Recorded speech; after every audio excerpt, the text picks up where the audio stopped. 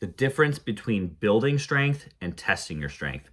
What's up, everyone? Coach Tony from Bomvex Strength, and today's talk is not a new concept whatsoever. I'm far from the first coach or lifter to talk about this idea, and the idea is that when you go in to train, there's a huge difference between doing all the work that is involved in improving your maximal strength, your 1 rep max in the squat, bench, and deadlift, and actually testing your 1 rep max in the squat, bench, and deadlift. They are not the same thing. And if you always are testing your maxes in the gym, having to check in and just see where I'm at, that's actually going to be counterproductive to your overall strength development versus building your strength versus via a lot of submaximal training, a lot of focused work on technique, kind of delaying your gratification, so to speak, in order to eventually be stronger and improve your 1 rep max. So I was having this talk with one of my lifters today who had just come back from vacation, and she had been training on vacation, but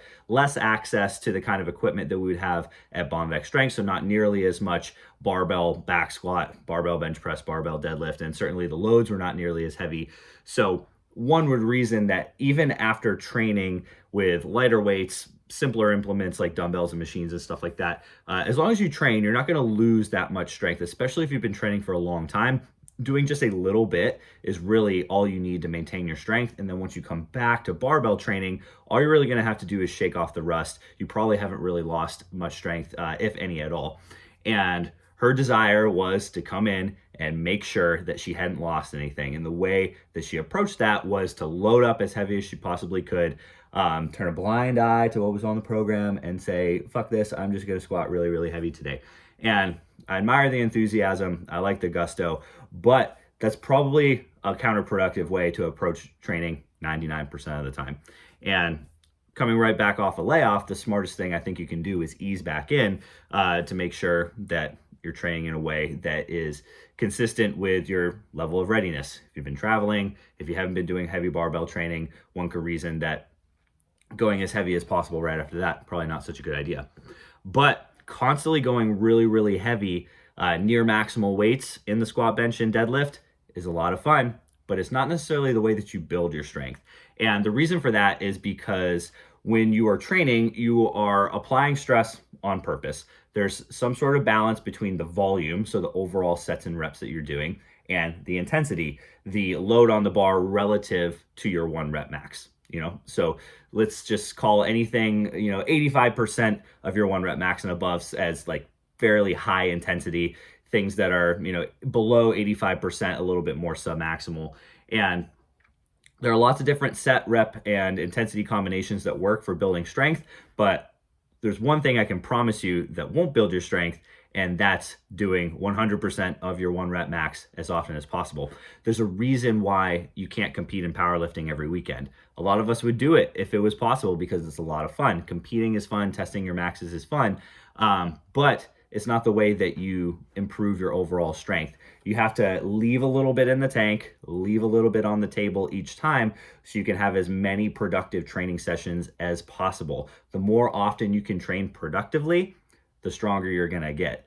And if you're always testing your maxes, if you're always checking in to see where you're at with your maximal strength, the number of quality productive training sessions that you're gonna have in a given time span is gonna go down, because the heavier you train, the longer you need to recover in between. And most of us have some sort of technique degradation as we approach our 1 rep max weights. And when we train really, really heavy and our technique falls apart, one can reason that we might increase the risk for injury, the chances of us accumulating some bumps and bruises that take away from our ability to train hard, that increases. And of course, that takes away from our ability to train productively. So I often liken it to playing cards, playing poker. If you've watched or read any of our stuff before, you've heard me say this, that if you go all in on every hand when you're playing poker, you're bound to run out of chips really, really fast. However, if you play a bunch of smaller hands and you kind of hedge your bets and you carefully read your opponents and build up your chip count slowly by winning smaller hands, eventually you've got all these chips on the table, and then you can start to push people around. Then you can kind of call your own shots more frequently and take more risks because you have kind of that that chip count much higher. So if you do gamble once in a while, and in the case of lifting, that literally means if every once in a while when you're feeling good, you push it and you go for a PR, even in a non-competitive situation, just on a regular training day, if you miss, so what? You've got that big chip count to fall back on. However, if you don't have that big chip count, in other words, if you're a less experienced lifter, if you're always just going all in, you're bound to lose a lot of hands, and you're bound to kind of go back to zero. So you got to build up that chip count before you can go all in. And that comes from a lot of kind of run-of-the-mill training. Training should be fun, but sometimes it's a little bit monotonous, and that's actually a good thing. Doing the same thing over and over with just a little bit of progressive overload, doing a little bit more weight than you did last time, increasing the volume by a little bit, improving your bar speed by a little bit, doing that over and over, that's what builds up to the work that actually leads to improvements in 1-rep maxes. Now, don't get me wrong, I don't think that just only submaximal training and no heavy training at all is the way to go. And that's the way that I approached my own training for a long time. I did a lot of training where there's a lot of sets of 3 to 5 at 70 to 80%, real big focus on bar speed, moving the bar quickly, having perfect technique. And that worked awesome for a long time.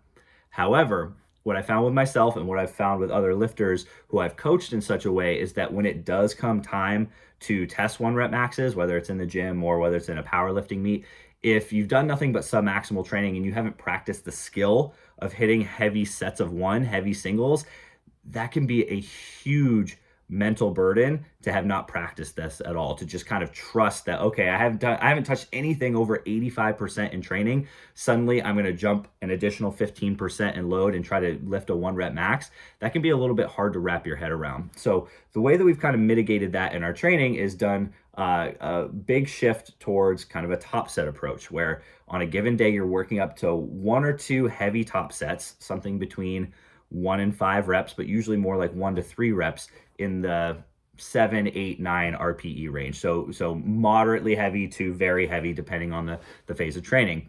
That's where you're practicing your skill of lifting heavy. Just doing that 1 single or two top sets is not really going to be enough work for most people to get stronger. But if you then accompany that with a bunch of submaximal back down work, kind of get your volume in at a percentage of that top set, maybe you take 5% off the bar, 10% off the bar, 15, even 20% off the bar, and do a lot of quality work that's submaximal with really good technique, really good bar speed. That's what's going to kind of build the strength, whereas that top set at the beginning gives you the practice of handling those heavier weights.